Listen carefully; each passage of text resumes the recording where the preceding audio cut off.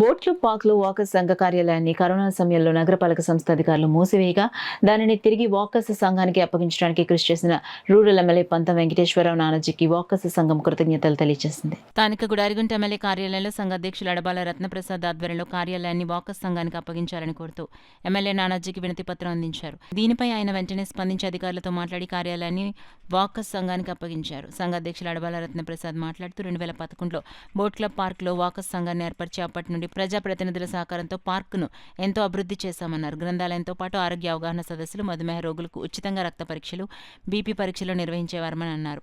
Corona సమయంలో నగరపాలక సంస్థ అధికారులు దానిని మూసివేసి తమ సంఘానికి తిరిగి అప్పగించలేదన్నారు. ఈ విషయాన్ని స్థానిక శాసనసభ్యులు పంత నానాజీ దృష్టికి తీసుకెళ్లగా వారు వెంటనే స్పందించి అధికారులతో మాట్లాడి కార్యాలయాన్ని అప్పగించినందుకు తమ సంఘం తరపున ప్రత్యేక ధన్యవాదాలు తెలుపుతున్నామని అడబాల పేర్కొన్నారు.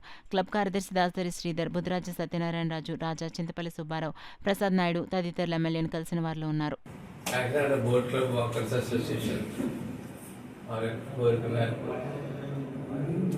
గతంలో ఏదైతే మూసేయబడ్డదో లైబ్రరీ కాకినాడ బోట్ క్లబ్లో దాన్ని ఓపెన్ చేయడానికి అధికారులతో మాట్లాడడం జరిగింది.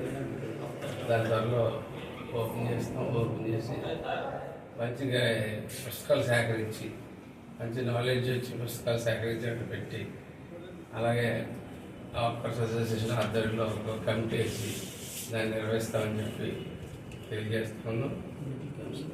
అలాగే మెడికల్ క్యాంపులు పెట్టడం కానీ, బ్లడ్ టెస్టులు కానీ ప్రతిరోజు అనేక మంది, వందలాది మంది అక్కడ పెద్దవారు 60 సంవత్సరాలు దాటిన వారు అందరూ కూడా చాలామంది అక్కడ వాకింగ్ చేస్తూ ఉన్నారు.